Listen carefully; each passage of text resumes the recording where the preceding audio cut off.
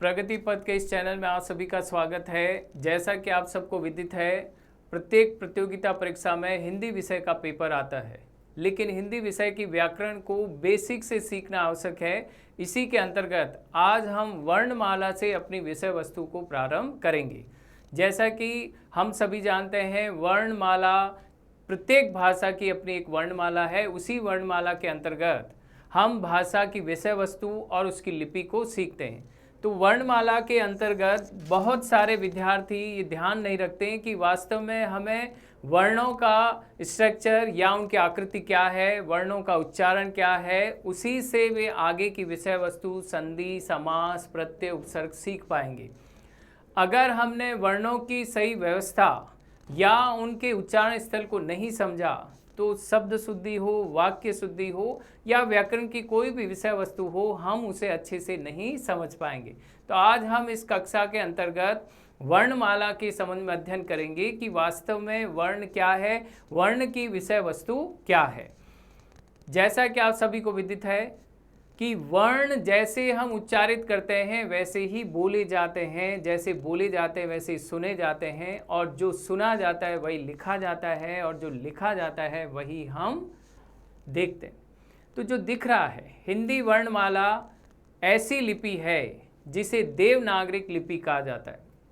देवनागरिक लिपि देवों के द्वारा लिखी गई, जिसका प्रत्येक उच्चारण वैज्ञानिक है और वैज्ञानिक लिपि के अंतर्गत माना गया है। इसी कारण हम हिंदी में जैसा बोलते हैं वैसा ही सुनते हैं, वैसा ही लिखते हैं और वैसा ही पढ़ते हैं। तो आज हम वर्णमाला के अंतर्गत वर्णमाला क्या है, कि वर्णमाला में कितने वर्ण हैं और किस तरह से वर्णों के उच्चारित किए जाते हैं, इसे हम सीखेंगे। और उनका उच्चारण स्तर किस तरह से बदलता है, एक मुख के अंदर किस तरह से एक वर्ण या विभिन्न प्रकार के वर्ण किस तरह से अलग अलग ध्वनित होते हैं, इसको हम सीखेंगे कि वास्तव में वर्ण की व्यवस्था इतनी अच्छी है, ये हम भाषा में कैसे प्रयोग में लाएं, इसे सीखना आवश्यक है। तो देखें, वर्णमाला। वर्ण क्या है? भाषा की सबसे छोटी इकाई या भाषा की सबसे छोटी इकाई वह ध्वनि है जिसके हम वर्ण कहते हैं। कि अगर मैं जो कुछ बोल रहा हूँ उसका माध्यम क्या है? वर्ण है। अगर वर्ण में किसी भी तरह की ध्वनि नहीं हो तो क्या आप उसको उच्चारित कर सकते हैं क्या? कि राम लिख रहा हूँ मैं यहाँ, राम, तो राम की ध्वनि सुनाई दे रही है, र की, और उसमें जो स्वर है उसकी, म में जो स्वर है उसकी। तो वास्तव में वर्ण क्या है? एक प्रकार से ध्वनि है। जो सुन नहीं सकता वह बोल नहीं सकता। तो इसी तरह से जैसे हम सुनेंगे वैसे हम उस विषय वस्तु को समझेंगे। तो प्रत्येक भाषा की अपनी एक ध्वनि है, और उस ध्वनि की व्यवस्था किसके माध्यम से हुई है? वर्ण के माध्यम से हुई। अब प्रत्येक वर्ण को सीखने के लिए हमें किसकी आवश्यकता होती है? वर्णमाला की। वर्णमाला क्या है? वर्णों के व्यवस्थित समूह को वर्णमाला कहते हैं। कि अगर मैंने क लिखा है तो क के बाद ख आएगा, ख के बाद ग आएगा, ये इनका क्रम है। कि अ लिखा है तो अ के बाद आ के बाद ई के बाद छोटी ई, फिर बड़ी, फिर ऊ, बड़ा ऊ। तो ये क्रम है। जैसे मनकों की माला होती है, कंटिन्यू लगातार मन के चलते रहते हैं हाथ में, वैसे ही वर्णमाला में प्रत्येक वर्ण के बाद अगला वर्ण आएगा। क के बाद ख, ख के बाद ग। ऐसा नहीं है कि आप ग पहले लिख लें या ख पहले लिख लें, क बाद में लिख लेंगे, तो वर्ण की सही व्यवस्था नहीं होगी। अतः वर्णमाला में प्रत्येक वर्ण को आपको ध्यान से सीखना है। आप देखेंगे बहुत से विद्यार्थी 10वीं कर ली, 12वीं कर ली, ग्रेजुएट हो गए, स्नातक हो गए, स्नातकोत्तर हो गए, लेकिन उन्हें वर्णमाला की सही व्यवस्था, उनका सही उच्चारण तक नहीं आता, और वे परीक्षा की तैयारी कर रहे हैं, प्रतियोगिता परीक्षा की तैयारी कर रहे हैं, लेकिन उन्हें नहीं मालूम कि क, ख, ग, घ, न किस तरह से आ रहे हैं, किस तरह से उनका उच्चारण है, वर्ग व्यंजन क्या होते हैं, किस तरह से हमें उन्हें उच्चारित करना है, इन्हें ज्ञान भी नहीं है। अतः आप इसके बारे में पहले बेसिक जानकारी लें कि वास्तव में वर्ण क्या है, वर्णमाला क्या है, उसको सीखें, और जैसे जैसे सतत आप अभ्यास करेंगे आप सीख पाएंगे। भाषा की सार्थक इकाई वाक्य कहलाती है। जैसे कि हमने वर्ण को सीखा, वर्ण से वर्णमाला के बारे में जानकारी ली, और वर्णमाला से हमने किसका निर्माण किया? शब्द का निर्माण किया। और शब्द से किसका निर्माण हुआ? वाक्य का निर्माण हुआ। तो इस तरह से वर्ण से वर्णमाला, वर्णमाला से शब्द, शब्द से वाक्य का। तो सार्थक इकाई किस लिए कहा जाता है? कि इससे हम वाक्य निर्मित करते हैं। राम खाना खा रहा है, तो राम खाना खा रहा है, देखें, राम खाना खा रहा है। तो आप देखें इसमें भाषा की इकाई कितनी सार्थक है कि राम खाना खा रहा, हमें वाक्य समझ में आ रहा है, इसलिए हम इसे क्या कहते हैं? सार्थक इकाई वाक्य कहलाता है। अगर वस्तुनिष्ठ प्रश्न में आए कि भाषा की सार्थक इकाई किसे कहा जाता है, वहां ऑप्शन में आप क्या है? वर्ण, वर्णमाला, शब्द और वाक्य। तो सही उत्तर लिखेंगे आप वाक्य। एक एक शब्द, एक एक विषय वस्तु को आप समझते जाइए कि प्रश्न किस तरह से बनते हैं और हमें उत्तर किस तरह से देना है। वाक्य से छोटी इकाई उपवाक्य, और उपवाक्य से छोटी इकाई पदबंध, और पदबंध से छोटी इकाई शब्द या पद, और पद से छोटी इकाई अक्षर, और अक्षर से छोटी इकाई वर्ण। इसे हम उल्टा करके चलें, वर्ण, वर्ण से फिर हम अक्षर से आएंगे, फिर शब्द बनेगा, शब्द से पदबंध, पदबंध में वाक्य होंगे, वाक्य का एक भाग होगा उपवाक्य। तो वाक्य से शुरू करेंगे, तो वर्ण बना, वर्ण से शब्द बने, शब्द से पदबंध बना, पदबंध से उपवाक्य बना, और उपवाक्य से वाक्य निर्मित हुआ। तो इस तरह प्रश्न ये भी बन सकता है कि पदबंध से पहले क्या होता है? तो पदबंध से पहले शब्द होता है या पद होता है, उस पद या शब्द से पदबंध निर्मित होता है, और पदबंध में उपवाक्य होते हैं। वाक्य का एक भाग वह उपवाक्य कहलाता है। और उसके पश्चात जब उपवाक्य के साथ अन्य अनेक सार्थक उपवाक्य जुड़ जाते हैं, तब वह एक पूरा वाक्य निर्मित हो जाता है। तो इस तरह से वाक्य से छोटी इकाई उपवाक्य होती है, और उपवाक्य से छोटी इकाई पदबंध होती है। तो एक वर्ण, वर्णमाला, शब्द, वाक्य, इस तरह से एक एक सोपान पर हम इसे समझते जाएंगे कि वास्तव में क्या चीज़ है। जैसे रात शब्द में 2 अक्षर हैं, रा और त, लेकिन वर्ण में इसमें देखेंगे कि 4 वर्ण हैं, र, आ, त और अ। 2 व्यंजन हो गए, 2 स्वर हो गए, इस तरह से कितने वर्ण हो गए? 4 वर्ण हो गए। तो इस तरह आपको शब्द के अंतर्गत वर्ण और वर्ण का विच्छेद करना सीखें कि ये एक शब्द रात है, इसमें अक्षर तो 2 है, लेकिन इसमें वर्ण कितने हैं? 4 वर्ण हैं। अब हम वर्ण के बारे में हिंदी विषय के अंतर्गत हिंदी व्याकरण को सीखते समय उसकी सही भाषा को सीखने के लिए स्वर और व्यंजनों के बारे में जानकारी लेंगे कि वास्तव में स्वर और व्यंजन क्या है। इन्हें अगर हम अच्छे से सीख लेंगे तो वास्तव में हमें पता लग जाएगा कि हमारी व्याकरण का स्तर या जो हम व्याकरण पढ़ रहे हैं वह सही है या नहीं है। तो सबसे पहले स्वर, स्वर जो स्वतंत्र ध्वनियाँ होती है, जिन्हें लिखने के लिए हमें अन्य किसी भी अक्षर की, किसी भी अन्य ध्वनि की आवश्यकता नहीं है। कि अगर मैंने अ लिखा है तो अ को लिखने के लिए मुझे किसी अन्य ध्वनि की आवश्यकता नहीं है, ये स्वतंत्र है। सामान्य शब्दों में कहें, जो ध्वनियाँ स्वतंत्र रूप से बोली जाती है, मुख में कहीं पर भी उनके स्पर्श का इतना जो उच्चारण है वो कठिन ना हो। देखें, वे ध्वनियाँ जिनके उच्चारण में हवा फेफड़ों से उठकर निर्बाध, बिना रुके, निर्बाध का तात्पर्य क्या? बिना रुके, मुंह या नाक के द्वारा बाहर निकल जाती है, अर्थात जीभ या ओष्ठ, होंठ परस्पर कहीं नहीं स्पर्श करती और वायु में कहीं घर्षण नहीं होता, स्वर कहलाती है। अगर प्रश्न आ जाए कि निम्न में से वे ध्वनियाँ कौन सी है जिसमें मुख में जीभ का कहीं पर भी घर्षण नहीं होता है, तो सही उत्तर क्या होगा? स्वर होगा। कि अ, ई, उ, ए, ऐ, ओ, औ, री, कहीं पर भी हम इसको वायु का घर्षण नहीं हो रहा है, इसका मतलब है स्वतंत्र ध्वनियाँ है। स्वतंत्र ध्वनियों का मतलब क्या हो गया? स्वर ध्वनियाँ। तो इस तरह से हमने सीखा कि स्वर क्या है, स्वर का उच्चारण किस तरह से हो रहा है।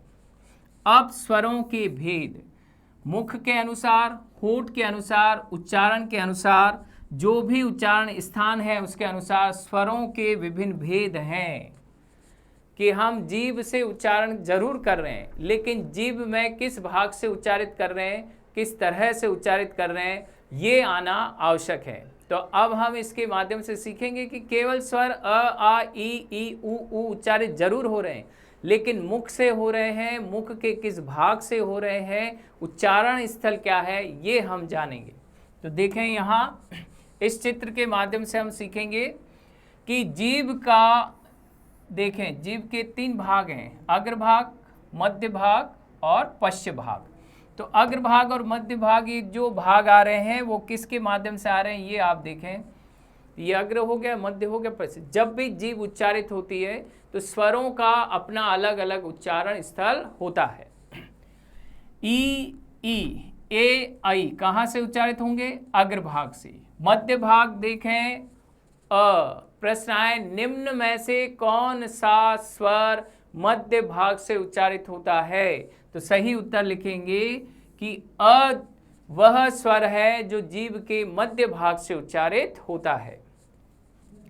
पश्च भाग पीछे से ऊ, ओ, औ, आ और आ, ये अंग्रेजी भाषा से लिया गया है, ऑफिस, कॉलेज, तो ये भी कहाँ से हो रहा है, पश्च भाग से। जीभ का जो अंतिम भाग है वहां से उच्चारित हो रहा है ऊ, ओ, औ और आ। अब निम्न में से कौन सा एक स्वर पश्च भाग से संबंधित नहीं है, प्रश्न को ध्यान से सुनना है, नहीं में जवाब देना है। 3 आपके इसमें से आ जाएंगे ऊ, ओ और आ, और चौथा आपको दे देंगे आई। तो सही उत्तर होगा आपका आई। कई बार विद्यार्थी नहीं को भूल जाते हैं और सीधा उत्तर लिख देते हैं, अच्छा पश्च भाग पूछा है, चलिए ये लिख दिया उत्तर, ओ उत्तर आ गया, जो कि गलत है। आप इसमें विशेष ध्यान रखेंगे कि प्रश्न क्या पूछा गया है और हम जवाब क्या दे रहे हैं। तो अगर प्रश्न अग्र का है तो अग्र में ध्यान रखें कि ई, ए, आई है। अगर मध्य भाग पूछा है तो अ है, पश्च भाग पूछा है तो ऊ, ओ, आ है। इस तरह से ध्यान रखें इनके बारे में। ये है हमारे जीभ के अंदर के भाग, जैसे अग्र, मध्य, पश्च, उसी तरह से जब भी हम किसी स्वर का उच्चारण करते हैं जीभ ऊपर उठती है, मध्य भाग में रहती है, नीचे जाती है। तो इस तरह से इनके ऊपर उठने, मध्य में रहने या नीचे होने पर भी इन्हें क्या कहा जाता है, देखें वापस हम एक बार और इसको स्पष्ट कर लेते हैं। जैसे अग्र स्वर, जीभ का आगे का भाग, इन स्वर ध्वनि के उच्चारण में जिह्वा का अग्रभाग सक्रिय रहता है, जैसे ई, ए, आई। इनको आप याद रखें, ध्यान में रखें, गलती ना हो कि अग्र का मध्य में, पश्च का अग्र में चला जाए। मध्य स्वर, इस स्वर के उच्चारण में जिह्वा का मध्य भाग सक्रिय रहता है, ये मध्य भाग। हिंदी में केवल एक ही मध्य स्वर है अ, कौन सा है, अ। पश्च स्वर, इन स्वरों के उच्चारण में जिह्वा या जीभ का पश्च भाग सक्रिय रहता है, आ, औ, ऊ, ओ, और। ये यहाँ पर पश्च भाग। तो प्रश्न बहुत ही सरल होते हैं, लेकिन अभ्यास न होने के कारण हम मध्य को पश्चिम में और पश्चिम को अग्र में लिख देते हैं, जिससे उत्तर गलत हो जाता है। अतः ध्यान रखें अग्रभाग में कौन से उच्चारण से, जैसा कि मैंने कहा है कि हिंदी वैज्ञानिक लिपि है, आप उच्चारण से सीख सकते हैं कि ई तो अग्रभाग आ रहा है, मध्य भाग अ, जीभ पूरी ऊपर नहीं उठ रही, न पूरी नीचे जा रही है, अ मध्य भाग से, और पश्च स्वर आ पीछे से उच्चारित हो रहे हैं, इसलिए आ उच्चारण करके आप सीख सकते हैं। ओष्ठ के आधार पर, होठों के आधार पर, ओष्ठ आकृति की जब भी किसी भी स्वर का उच्चारण करें उसके होठों की आकृति में थोड़ा बदलाव आएगा। कुछ स्वरों के उच्चारण में होठ पूरे खुलेंगे, कुछ में पूरे नहीं खुलेंगे। तो इस तरह देखें उच्चारण में, पहला है वृत्ताकार स्वर, इन स्वरों के उच्चारण में होठों का आकार गोल हो जाता है, जैसे आ, ऊ, ओ, औ। यहाँ पर पूरा गोलाकार हो रहा है, इसलिए इसे हम क्या कहते हैं, वृत्ताकार। अर्धवृत्ताकार, इन स्वरों के उच्चारण में होंठ गोल नहीं होते हैं, अ पूरा इस तरह से पूरा नहीं खुलेगा, अ, आ ई ए आई, इसलिए ये क्या होंगे? अर्धवृत्ताकार, पूरे नहीं खुलेंगे, इसलिए इन्हें क्या कहा जाता है? अर्धवृत्ताकार। निम्न में से कौन सा एक स्वर अवृत्ताकार नहीं है? तो वहां पर आपको देंगे अ, छोटी ई, ए और उ दे दिया। प्रश्न में नहीं दे रखा है और आपने जवाब अगर हाँ में दे दिया तो आपका उत्तर गलत हो जाएगा। अवृत्ताकार कौन सा वर्ण नहीं है? तो वहां आप क्या देंगे? उ वृत्ताकार है, अर्धवृत्ताकार नहीं है।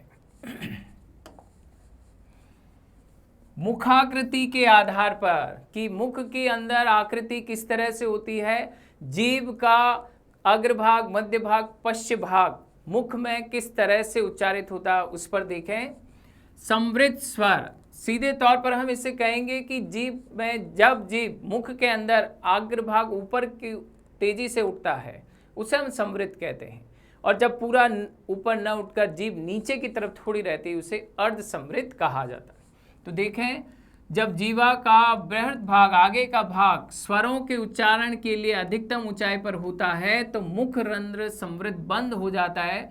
ऐसी स्थिति में उच्चारित होने वाले स्वर समृद्ध स्वर कहलाते हैं। ई, ऊ। इसका मतलब क्या होगा? जीभ ऊपर उठ रही है और गले में पीछे की तरफ बंद हो रहा है, इसलिए इसे हम क्या कहेंगे? समृद्ध स्वर। ये चार हैं, ई, ऊ।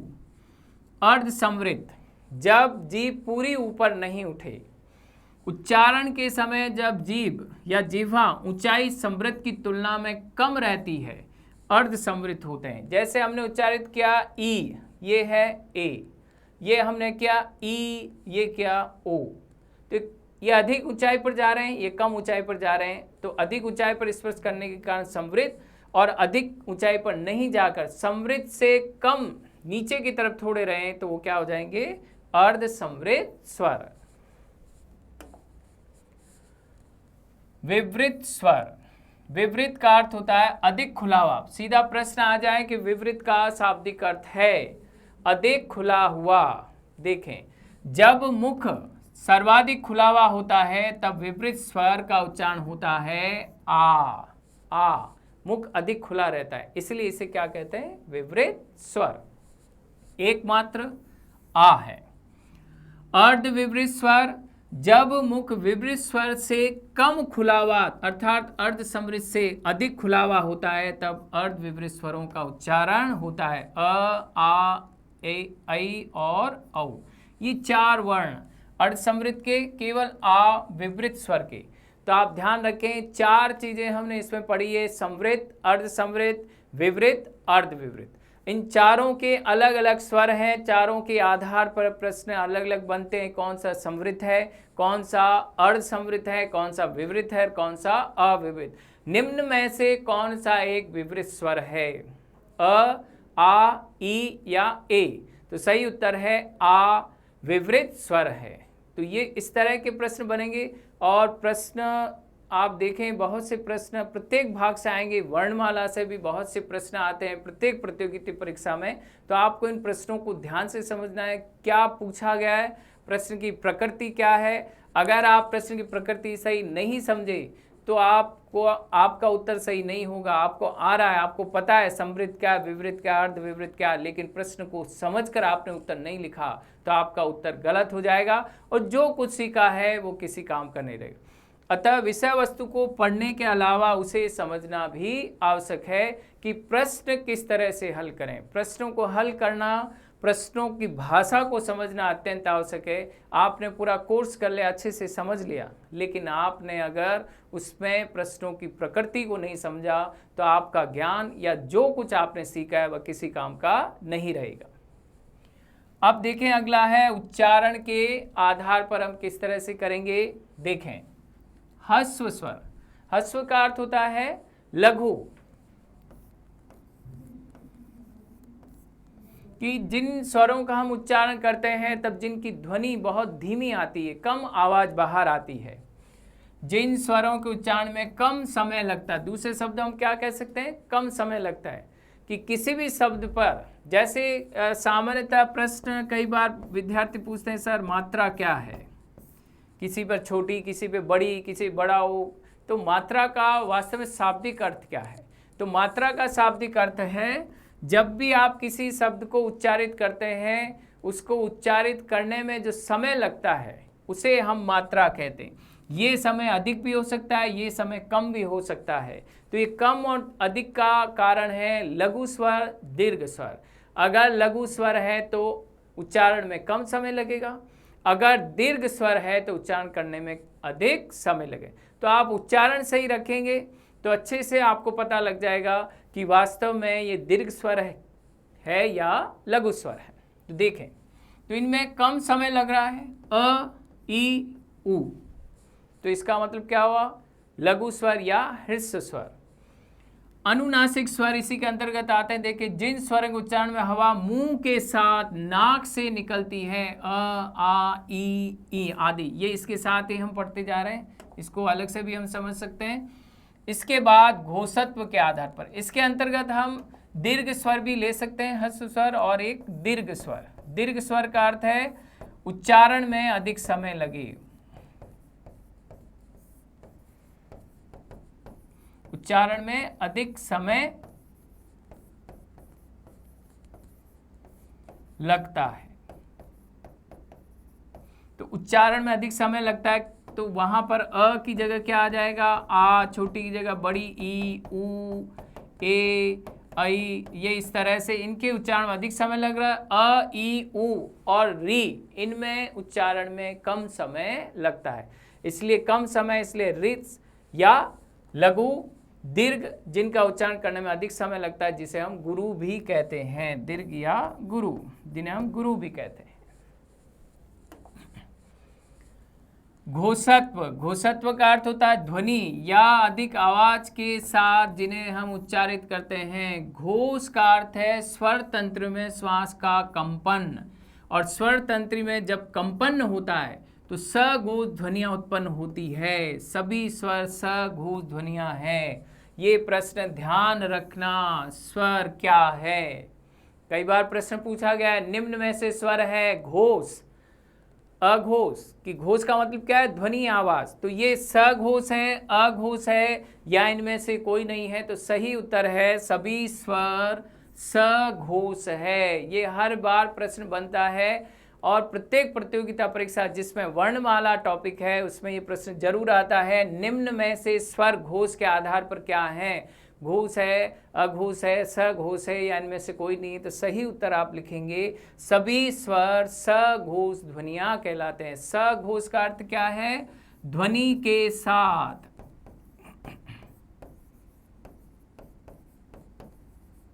और ध्वनि कैसी, तेज, तेज ध्वनि होगी, इसलिए इन्हें क्या कहा जाता है, सघोष। तो इस तरह से हमने स्वरों के बारे में जानकारी ली कि वास्तव में स्वर कितने प्रकार के होते हैं। संख्या के आधार पर अगर प्रश्न पूछा जाए कि निम्न में से कौन सा एक स्वर नहीं है, स्वरों की वास्तविक संख्या कितनी है, तो सही उत्तर आप क्या लिखेंगे, 11। स्वरों की संख्या कितनी है, 11। तो इस तरह से हमने स्वरों के बारे में जानकारी ली। इन 11 स्वरों के अलावा कई बार कहा जाता है अंग और अह भी स्वर है, जबकि अंग और अह स्वर नहीं है। छोटी कक्षा में पढ़ाया जाता है, लेकिन आप बड़ी कक्षा में आने के बाद देखेंगे, सीखेंगे कि अंग और अह का प्रयोग शब्दावली में अलग तरह से किया जाता है। उनका अपना कोई वर्ण नहीं है कि अगर हम कहें कि आपको अ लिखना है, आप लिख रहे हैं, आ लिख रहे हैं, ई लिख रहे हैं, लेकिन अनुस्वार के लिए कोई वर्ण या विसर्ग के लिए कोई वर्ण निश्चित नहीं है। अतः इन्हें क्या कहा जाता है, अयोगवाह। जिनका कोई योग नहीं है, जो न स्वर है न व्यंजन है, उन्हें क्या कहा जाता है, अयोगवाह। अगला हमारा टॉपिक है व्यंजन। व्यंजन जैसा कि शब्द से विदित होता है कि कागज शब्द जैसे लिखा है, तो कागज में कौन सा स्वर है, आ, ग में कौन सा स्वर है, अ, ज में कौन सा स्वर है, अ। तो क्या कागज शब्द में ये जो स्वर हैं वो क्या कार्य कर रहे हैं।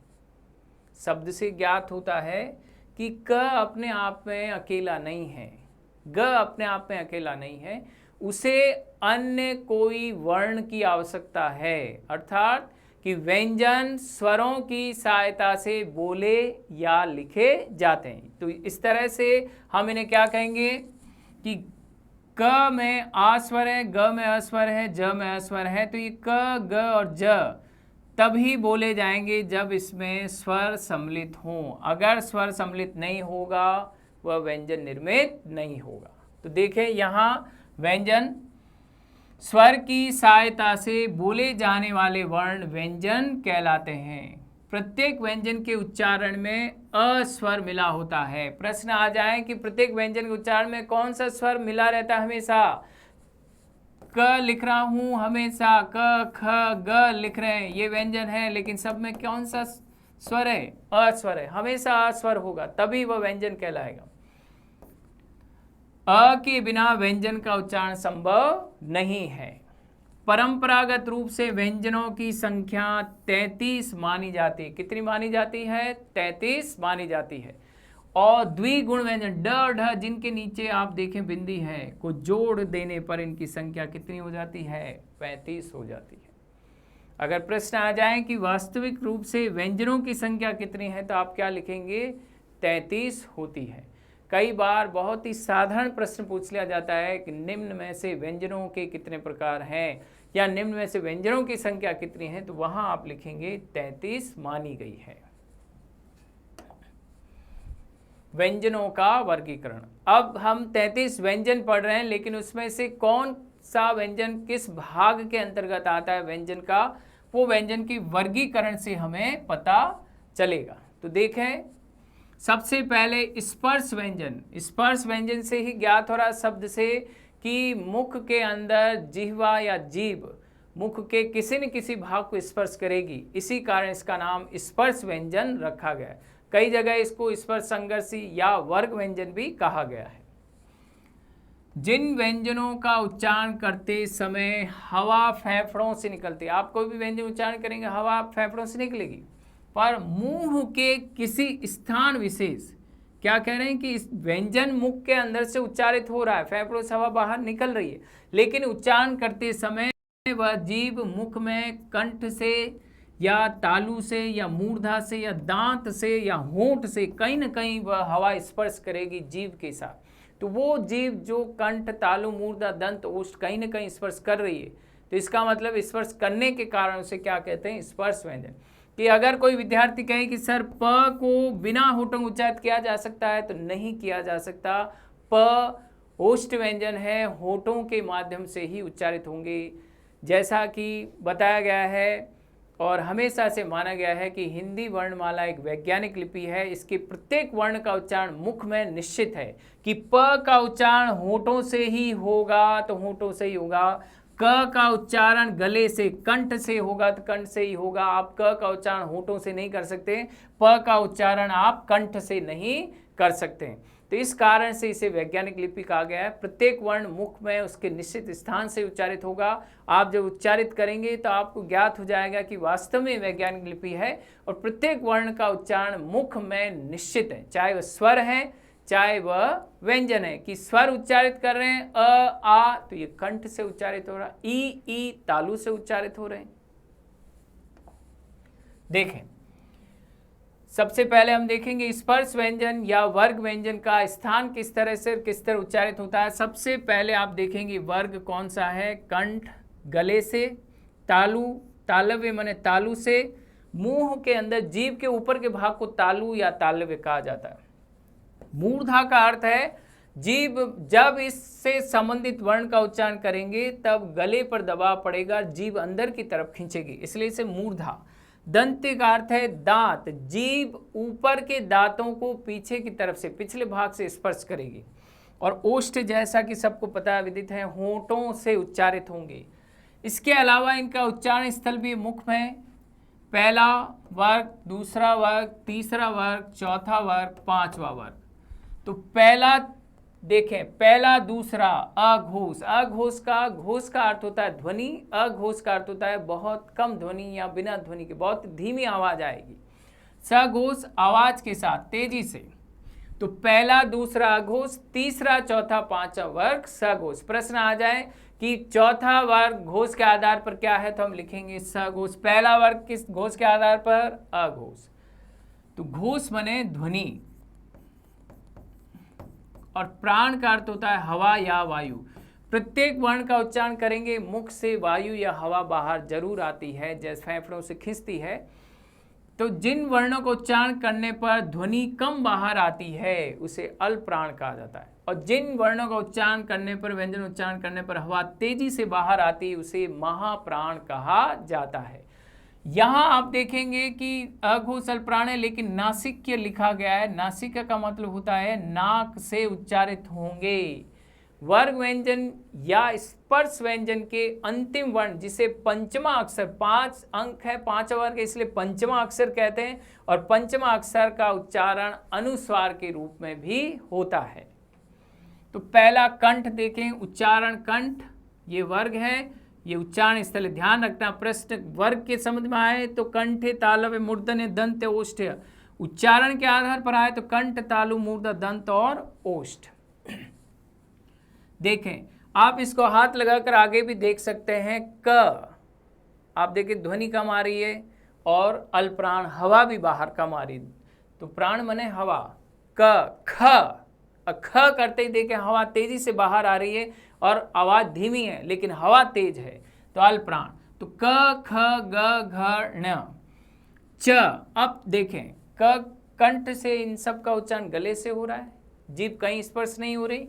तालु, जीभ के ऊपर का भाग तालु कहलाता है, जीभ ऊपर स्पर्श कर रही है, च, छ, ज, झ, ण्य, इसलिए इसे तालु कहा जाता है। मूर्धा का अर्थ है इन व्यंजनों को उच्चारण करने पर जीभ अंदर की तरफ खींचेगी और गले पर दबाव पड़ेगा। ट, ठ, ड, ढ, ण। दंत्य, जीभ ऊपर उठकर ऊपर के दांतों के पीछे के भाग को स्पर्श करेंगे, जैसा कि इसमें मैंने कहा मुंह के भीतर ऊपरी छत का पिछला भाग और मुंह के भीतर छत के ऊपरी छत का, ऊपरी माने जी ये आगे आपका जीभ ऊपर वाला, इसके पीछे की तरफ स्पर्श करेंगे, इसलिए इन्हें क्या कहा जाता है, मूर्ध। देखें, दंत्य, त, थ, द, ध, न, तो जीभ ऊपर के दांतों को पीछे से स्पर्श कर रही है, इसलिए इसे क्या कहते हैं, दंत्य या दांत। ओष्ठ, प, फ, ब, भ, म। निम्न में से कौन से व्यंजन होठों के द्वारा उच्चारित नहीं हो रहे हैं, तो वहां आप ध्यान रखेंगे कि प, फ, ब, भ, म यही है, और प्रश्न में आ गया प, ब, म और द, तो सही उत्तर होगा द। ये ओष्ठ के माध्यम से उच्चारित नहीं हो रहे हैं, तो नहीं वाले प्रश्न ध्यान से आप हल करेंगे। तो ओष्ठ, तो प, फ, ब, भ, देखें कितनी वैज्ञानिक लिपि है कि बिना होठों के आप इन वर्णों का उच्चारण नहीं कर सकते हैं। तो प्रत्येक का मुख में उच्चारण स्थल निश्चित है, कौन सा व्यंजन मुख में कहाँ से उच्चारित होगा ये निश्चित है, और उसी के अनुसार उसका नाम है। अंत में यहाँ मैंने जैसा बताया नासिक के, यहाँ पर नासिक का अर्थ है अनुस्वार, कि अगर मुझे दिनांक लिखने हैं तो मैं दिनांक इस तरह से भी लिख सकता हूँ, दिनांक। ये अनुस्वार इस तरह से भी लिखा जाता है, क वर्ग का अंतिम वर्ण दिनांक, ये क वर्ग का अंतिम वर्ण आ गया, क वर्ग का अंतिम वर्ण ये दिनांक हो गया। अगर मुझे चंचल लिखना है तो चंचल ऐसे भी लिख सकते हैं, या आप ऐसे भी लिख सकते हैं।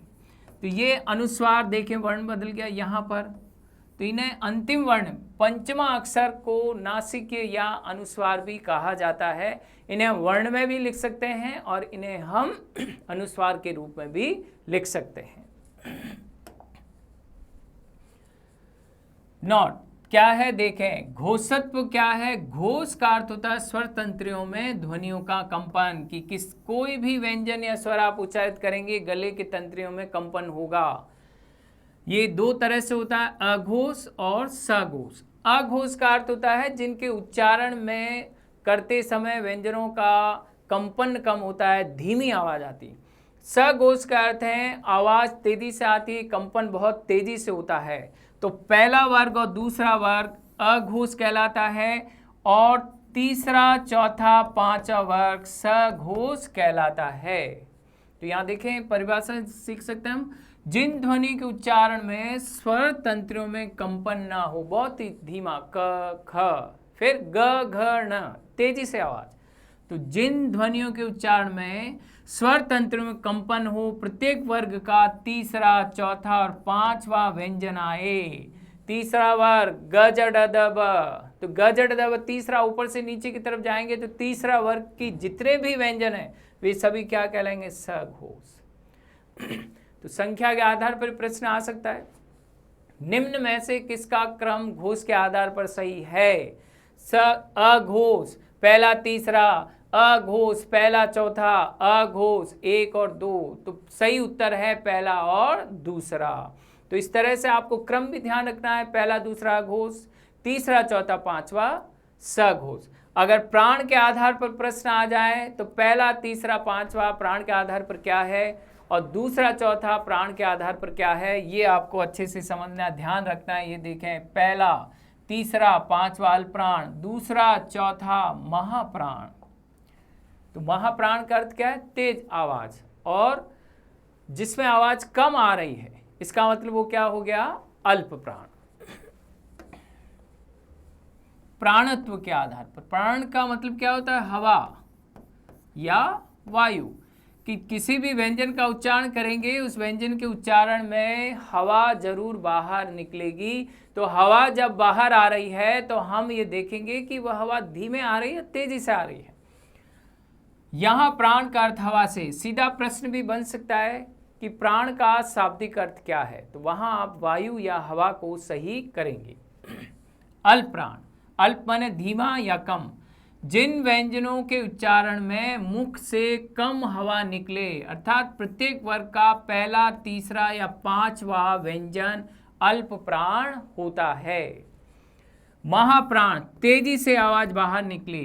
जिन व्यंजनों के उच्चारण में मुख से हवा निकले लेकिन उन व्यंजनों के उच्चारण में हवा की ध्वनि विशेष रूप से सुनाई दे, हर वर्ग का दूसरा चौथा व्यंजन ह की ध्वनि तेजी से सुनाई देगी, बहुत तेज आवाज आएगी।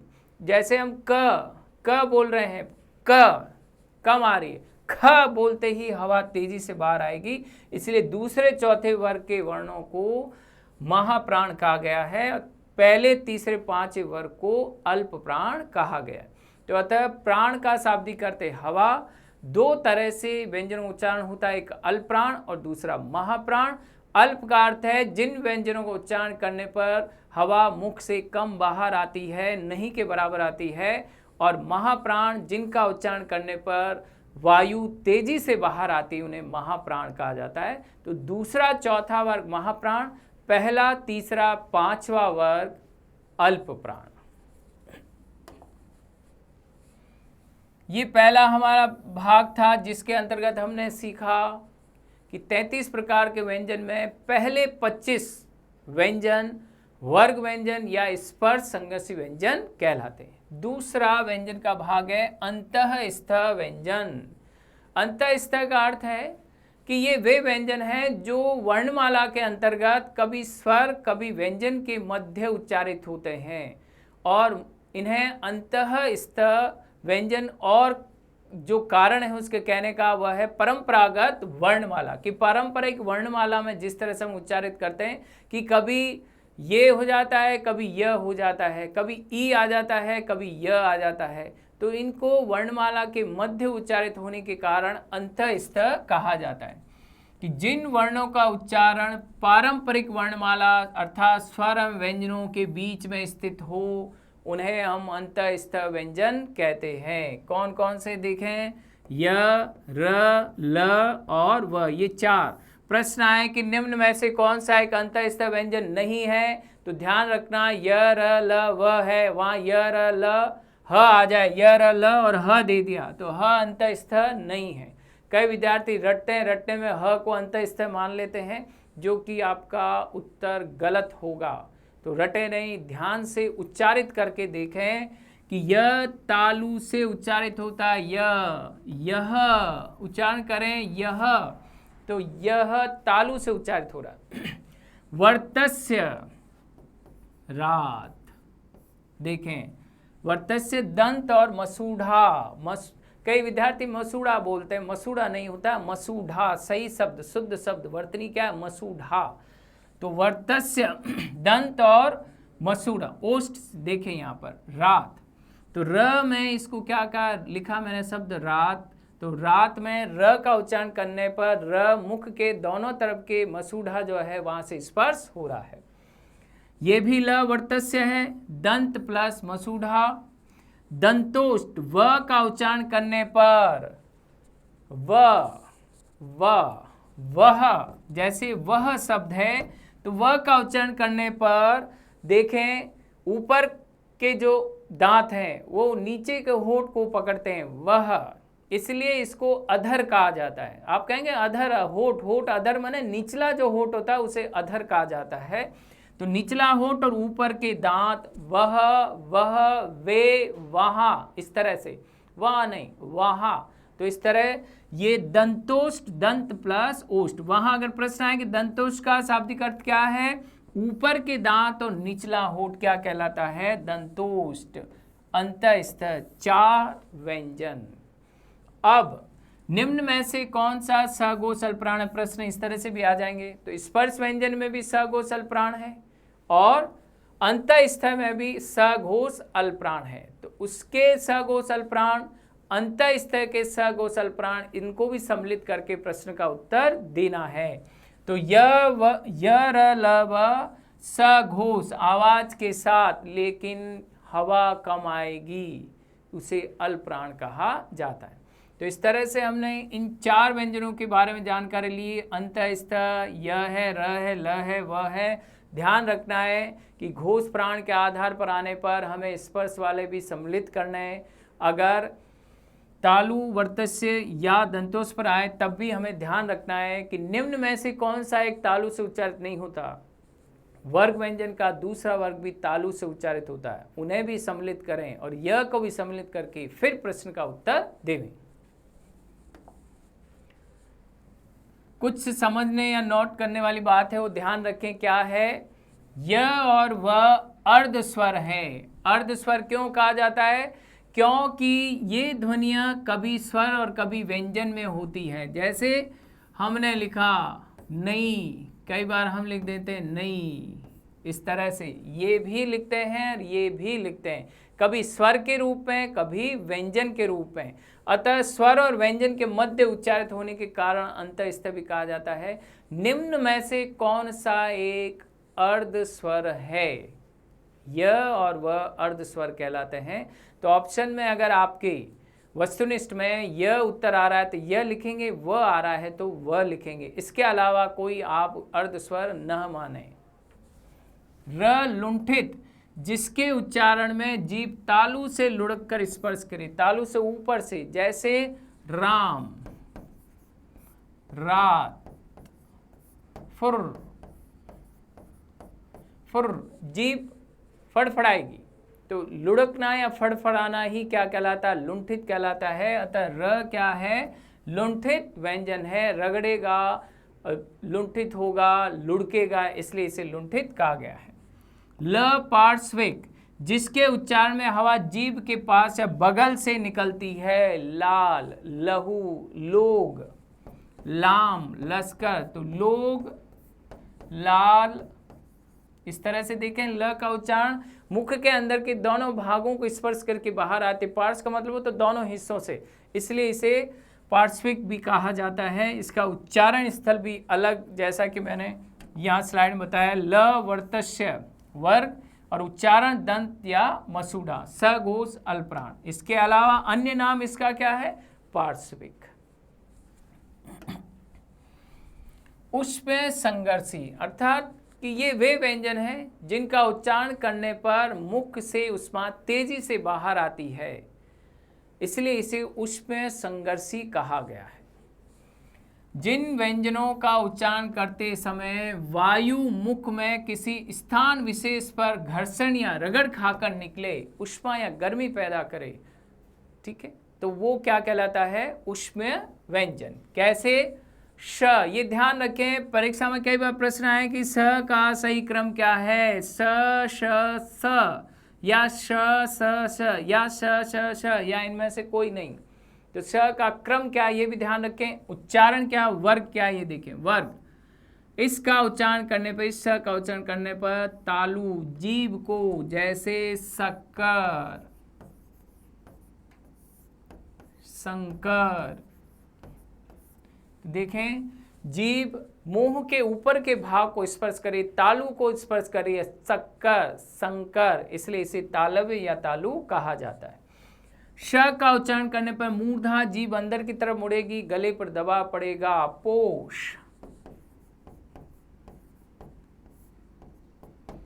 सुषमा, सुषमा। तो ये श किस तरह से उच्चारित हो रहा है, तेजी से उच्चारित हो रहा है, इसलिए इसे क्या कहेंगे हम, मूर्धन्य। श वर्तस्य दंत मसूड़ा, जीभ ऊपर के दांतों को पीछे से स्पर्श करेगी, इसे वर्तस्य कहा जाता है। जैसे संसार, सप्ताह, इस तरह ये क्या हो गया, वर्तस्य। ह स्वर यंत्र, स्वर यंत्र, इसे हम कंठ स्वर यंत्र भी कहते हैं, कंठ स्वर यंत्र। कि ह का उच्चारण करने पर जीभ अंदर स्पर्श कहीं नहीं करेगी, गले से तेजी से लाउड स्पीकर में जिस तरह से आवाज आती बाहर वैसे आएगी, हवा, जैसे शब्द है हवा, हम। तो ह का उच्चारण गले में कंठ स्वर से आता है, इसलिए कंठ स्वर यंत्र भी कहा जाता है। कंठ के भीतर स्थित होकर आवाज बाहर आती है। तो ये है अघोष महाप्राण। देखें, श, श, स और ह, और ह इनमें से केवल ह, केवल ये तीन क्या होंगे, अघोष महाप्राण, और ह क्या होगा, सघोष महाप्राण। तो इस तरह स्पर्श व्यंजन, उसके बाद अंतःस्थ व्यंजन, उसके पश्चात उष्म व्यंजन, तीनों तरह के भागों में जितने महाप्राण, अल्पप्राण, सघोष से सबको सम्मिलित करके घोष से संबंधित और प्राण से संबंधित प्रश्नों को हल करेंगे। केवल स्वर के आधार पर, अर्थात कि आपने कहा नहीं वर्ग व्यंजन 25 से, इसके आधार पर अगर आपने जवाब दे दिया आपका उत्तर गलत हो जाएगा, क्योंकि अघोष महाप्राण ये भी है, सघोष महाप्राण ये भी है। निम्न में से कौन सा एक महाप्राण नहीं है, तो वहां आपको देखना होगा कि स्पर्श संघर्षी और उष्म व्यंजन और अंतःस्थ, इनमें भी और कौन से ऐसे व्यंजन हैं जो इससे संबंधित हैं, उनको आप लें, उसके बाद इन प्रश्नों का आप हल करें। उत्सिप्त व्यंजन, अगले व्यंजन है हमारे उत्सिप्त व्यंजन। तो यहाँ पर हमने पढ़े 25 वर्ग व्यंजन, उसके बाद हमने पढ़ा 4 अंतःस्थ व्यंजन, उसके बाद हमने 4 पढ़े उष्म व्यंजन, कितने हो गए, 33। अब इसके पश्चात 2 और आ रहे हैं हमारे उत्सिप्त व्यंजन। ध्यान रखना, हिंदी वर्णमाला में कुल वर्णों की संख्या 52 है, सही उत्तर है 52, 52। इन 52 के अलावा अन्य कोई होगा तो वो इसके अंतर्गत माना नहीं जाएगा। तो देखें, उत्सिप्त का अर्थ होता है इन व्यंजनों का उच्चारण करने पर जीभ तेजी से ऊपर उठती है और उठकर तेजी से नीचे गिरती, तेजी से नीचे गिरने के कारण इन्हें उत्सिप्त कहा जाता है। जिनके उच्चारण में जीभ पहले ऊपर उठकर मूर्धा का स्पर्श करे, फिर झटके के साथ नीचे आए, गले में पीछे की तरफ पर गिरे, तो इसलिए इसको क्या कहते हैं, हम उत्सिप्त व्यंजन कहते हैं। ड और ड हिंदी के विकसित व्यंजन है, संस्कृत में नहीं थे, संस्कृत में से नहीं लिए गए, ये बनाए गए हैं और इन्हें विकसित किया गया है आवश्यकता के अनुसार।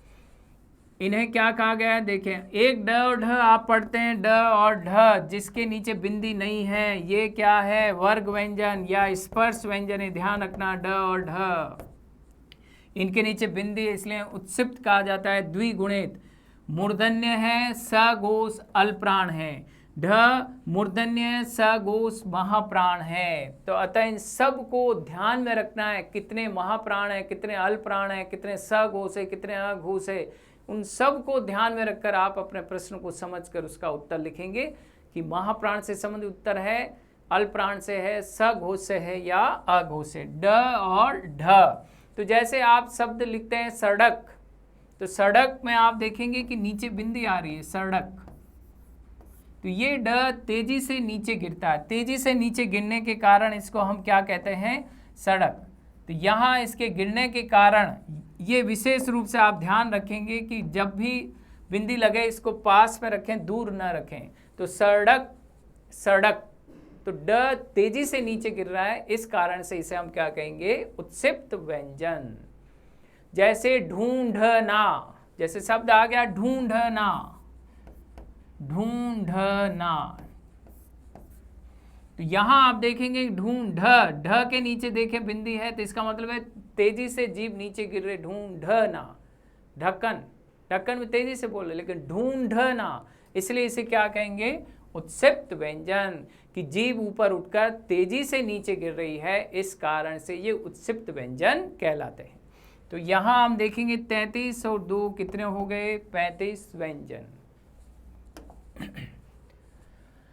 आगत व्यंजन या ग्रहित व्यंजन, वे व्यंजन जो दूसरी भाषाओं से लिए जाते हैं, या वे वर्ण जो दूसरी भाषाओं से लिए जाते हैं, उन्हें आगत कहा जाता है। यहाँ हम आगत व्यंजन ले रहे हैं दूसरी भाषा से, इसलिए इसे आगत व्यंजन कहते हैं। तो उर्दू फारसी से जो 5 व्यंजन है, क, ख, ज, फ, ये जो 5 व्यंजन, इनमें मुख्यतः 2 व्यंजन शब्दों को लिखने के काम आते हैं, इसलिए इन 2 व्यंजनों को हम काम में लेंगे।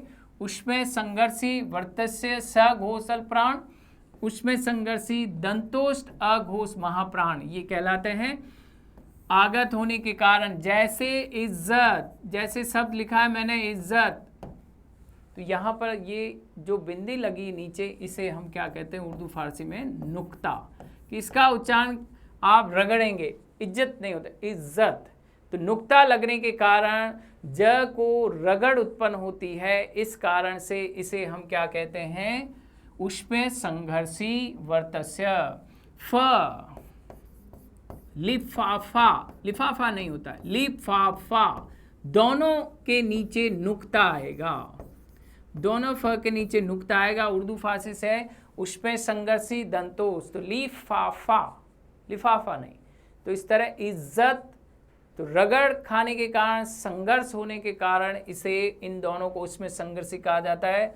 दूसरी, निम्न में से कौन सा व्यंजन दूसरी भाषा से लिया गया या आगत व्यंजन है, वहां पर ध्यान रखना, ड, ढ इस तरह से आएगा, फिर ड और फिर ये ज दे दिया गया, तो सही उत्तर है आपका ज, ये आगत व्यंजन है, दूसरी भाषा से लिया गया है।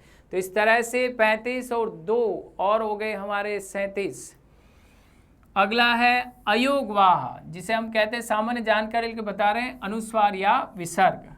अनुस्वार और विसर्ग को स्वरों के साथ रखा जाता है, किंतु स्वर ध्वनियां नहीं है। जैसा कि मैंने कहा, ये अयोगवाह है जो न स्वर हो न व्यंजन हो, अतः दोनों के अंतर्गत न आने के कारण इनका कहीं योग नहीं है, इसलिए इन्हें अयोगवाह कहा जाता है। सामान्य जानकारी देखें, अयोगवाह क्या है, उपयुक्त ध्वनियों के अतिरिक्त अनुस्वार विसर्ग ऐसी ध्वनियां हैं जिन्हें न स्वरों में रखा जा सकता है न व्यंजनों की स्थिति में, तो व्यंजनों के बीच होते हैं। इन ध्वनियों को अ के साथ संयुक्त करके लिखा जाता है, क्योंकि इनका उच्चारण अ आदि स्वर के बिना नहीं हो सकता है। सीधे तौर पर अगर कहा जाए कि वे अनुस्वार या विसर्ग का वर्ण लिखिए, तो कोई वर्ण नहीं है, अतः सुविधा के लिए अ के साथ इसे लिखा जाता है। जैसे प्रातः, ये संस्कृत से लिया गया, प्रातः, अतः, ये विसर्ग के अंतर्गत आया है। या अंत, अ के साथ अनुस्वार का प्रयोग हो रहा है। तो अयोगवाह का अपना स्वयं का कोई वर्ण नहीं है, लेकिन अ स्वर के साथ इन्हें उच्चारित किया जाता है या लिखा जाता है। संयुक्ताक्षर, संयुक्त का तात्पर्य क्या है, 2 वर्ण आपस में मिलेंगे, तो 2 वर्ण आपस में मिलकर एक नया वर्ण बनाएंगे, तो इन 2 वर्णों के, 2 व्यंजनों के आपस में मिलने के कारण इन्हें संयुक्ताक्षर या संयुक्त व्यंजन कहा जाता है। देवनागरिक लिपि में क्ष को क और श लिखा जाता है, त्र, त और र से मिलकर बना ज्ञ, ये ध्यान रखना, ये ज्ञ नहीं है, ज्ञ उच्चारित करते हैं, ज्ञ से ज्ञानी गलत है, ज्ञ है, क्योंकि ज और य से बना है। और उसके बाद स और र संयुक्ताक्षर है, अर्थात दो दो व्यंजनों के लिखने के अलग लिपि चिन्ह हैं। ये स्वतंत्र व्यंजन नहीं है, इनके लिए अलग से लिपि चिन्ह निर्धारित है। तो अगर प्रश्न आ जाए कि निम्न में से कौन से एक स्वतंत्र व्यंजन है, क है, ग है, छ है और क्ष आ गया, तो उत्तर क्या होगा? क्ष, श क्षत्रिय वाला, ये हमारा स्वतंत्र व्यंजन नहीं है। तो ये चार जो आपके व्यंजन हैं, स्र, त्र, ज्ञ और स्र, ये चार व्यंजन स्वतंत्र व्यंजन नहीं है। इन चार व्यंजनों को दो भिन्न भिन्न व्यंजनों से मिलाकर बनाया गया है। अनुस्वार और अनुनासिक ध्वनियां वास्तव में क्या होती है? हम पढ़ते हैं, बिंदी लगाते हैं, चंद्र बिंदु लगाते हैं, तो कैसे करना है देखें। नाक के द्वारा बोली जाने वाली ध्वनियां जिनके पहले स्वर आना अनिवार्य है वे अनुस्वार कहलाते हैं। अनुस्वार का अर्थ क्या है? स्वर के अनु, हिंदी का उपसर्ग है अनु, हिंदी का उपसर्ग माना जाता है, कई जगह मानते हैं, लेकिन ध्यान रखें अनु शब्द संस्कृत उपसर्ग का है जिसका अर्थ होता है पीछे, अनुचर, अनुगामी, अनुलोम, अनुरोध, अनुपमा। तो इस तरह से अनु का अर्थ है स्वर के बाद उच्चारित होने वाले अनुस्वार कहलाते हैं, स्वर के पीछे आने वाले। कैसे? जैसे मैंने शब्द लिखा पतंग, तो पहले प, फिर त का उच्चारण होगा, त में जो अस्वर है उसका उच्चारण होगा, फिर अनुस्वार का उच्चारण होगा। इसीलिए इसे अनुस्वार, स्वर के बाद उच्चारित होते हैं, इसलिए इन्हें अनुस्वार कहा जाता है। पतंग, तो त में अस्वर, उसके बाद जो बिंदी लगी अनुस्वार लगा उसका उच्चारण होगा, इसलिए इसे अनुस्वार कहा जाता है। मूलतः अब सामान्य जानकारी देखें, य, र, ल, व, श, श, ह से पूर्व नासिक की ध्वनि के लिए अनुस्वार का प्रयोग होता है। जैसे संयम, ये देखिए स आ रहा है, संलाप, संरक्षक, संशय, संसार, संहार। तो यहाँ चेक करेंगे आप, य से पहले, ल से पहले, र से पहले, श से पहले, यहाँ देखें स, फिर ह, तो य, र, ल, व, श, ह से पूर्व नासिक ध्वनि का प्रयोग किया जाता है। जैसे मैंने शब्द लिखा संसार, तो ये देखें स से पहले अनुस्वार, या मैंने लिखा संलाप, तो ल से पहले अनुस्वार, संयोग, तो देखें यहाँ पर य से पहले अनुस्वार, तो य, र, ल, व, श, ह से पूर्व नासिक की ध्वनि में अनुस्वार का प्रयोग किया जाता है। आप देखेंगे प्रत्येक शब्द में ध्यान से रखना है। अगर आप इन छोटी छोटी बातों को ध्यान में रखेंगे तो आपको अच्छे से पता लग जाएगा कि हमारा शब्द शुद्ध है या नहीं है, या जो मैंने शब्द लिखा है वह अनुस्वार के अनुसार सही है या नहीं। तो इन नियमों का आप ध्यान रखेंगे तो आपका शब्द बिल्कुल शुद्ध होगा, वर्तनी से अनुसार वह बिल्कुल सही होगा। अनुनासिक, जिसे सामान्य आम भाषा में कहते हैं चंद्र बिंदु, वे स्वर ध्वनियां जिनके उच्चारण में हवा मुख के साथ नाक से भी निकलती है। मुख, अनुस्वार तो केवल नाक से, लेकिन यहाँ पर मुख से उच्चारित होकर नाक से साथ ध्वनि आएगी। आंख, चांद, हंस, तो मुख के साथ उच्चारित होगा लेकिन ध्वनि नासिका से होगी, इसलिए इसे अनुनासिक कहा जाता है। इस प्रकार हिंदी में नाक से बोली जाने वाली 3 प्रकार की ध्वनियां जिन्हें निम्न तालिका से हम दर्शा रहे हैं, उन्हें देखेंगे कि कौन कौन से किस तरह से उच्चारित होती है। इनके उच्चारण को आपको ध्यान रखना है कि अनुस्वार कहाँ लगता है, अनुनासिक कहाँ लगता है, और किस तरह से इन्हें शुद्ध शब्द लिखते समय ध्यान रखना है। देखें, अनुनासिक जिसे हम चंद्र बिंदु कहते हैं, अ, आ, ई, ऊ, ए, ऐ, ओ, औ। अगर आप यहाँ लिख रहे हैं ओ के ऊपर यहाँ पर आपका अनुस्वार दिख रहा है, लेकिन वास्तव में अनुस्वार नहीं है, ये क्या कहलाता है? अनुनासिक कहलाता है। स्वर के बाद उच्चारित होने वाली ध्वनियां अनुस्वार, य, र, ल, व, श, ह के पूर्व आने वाली नासिक की ध्वनियां क्या कहलाती है? अनुस्वार। पंचम अक्षर, पंचमा अक्षर स्पर्श व्यंजन के अंतर्गत जो ध्वनियां हैं, स्पर्श व्यंजन के अंतर्गत पंचमा अक्षर, पांचवें वर्ग की ध्वनियां ण न न न म से वांग, ये सारे अनुस्वार में बदलती है। देखें, वांग्मय, कंचन, पांडव, गंधा, कंपन आदि। अब गंधा है आप ऐसे भी लिख सकते हैं, ये अनुस्वार में आ गया। नासिक की ध्वनियां कहलाती है। तो ये तीन तरह से नासिक की ध्वनियां हैं। पहली अनुनासिक, दूसरा अनुस्वार और तीसरे स्पर्श व्यंजन की नासिक ध्वनियां। पंचमा अक्षर की वे ध्वनियां जिन्हें अनुस्वार में भी बदला जा सकता है। तो ये इनके उच्चारण हैं।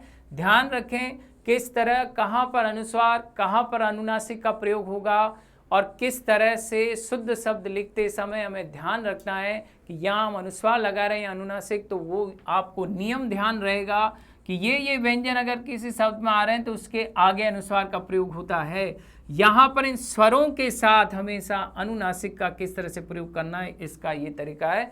और स्पर्श व्यंजन, स्पर्श संघर्षी के अंतर्गत पंचमा अक्षर हमेशा अनुस्वार में बदलते हैं या उनका जो वर्ग है उस वर्ण के अनुसार आप इसे लिख सकते हैं। तो आज इस कक्षा के अंतर्गत हमने सीखा कि वास्तव में वर्ण क्या है और वर्णमाला क्या है। तो 52 जो वर्ण हमने आज पढ़े हैं उसके अंतर्गत 33 व्यंजन, 4 हमारे संयुक्त व्यंजन, 2 हमारे उत्क्षिप्त व्यंजन और 2 हमारे आगत व्यंजन और 11 स्वर, इस तरह से कुल 52 वर्ण वर्णमाला के अंतर्गत होते हैं। इन सब को आपको ध्यान में रखना है और परीक्षा की दृष्टि से प्रश्न किस तरह से बनते हैं इन सब को मैंने समझाया अच्छे से। तो आप कक्षा में इसी तरह से बने रहिए। इसके बाद आपकी प्रतियोगिता परीक्षा के संबंध में व्याकरण के जितने भी टॉपिक हैं समय समय अनुसार मैं आपको भेजता रहूँगा। आप कक्षा में बने रहें और अपनी व्याकरण को अच्छे से करें ताकि प्रतियोगिता परीक्षा में आप अच्छे से अच्छे अंक प्राप्त कर सकें। तो इस तरह से आप सभी का धन्यवाद और कक्षा में निरंतर बने रहें और परीक्षा में अच्छे अंक लाने के लिए क्या क्या और प्रयास करने चाहिए ये मेरी YouTube पर कक्षाएं देखते रहें।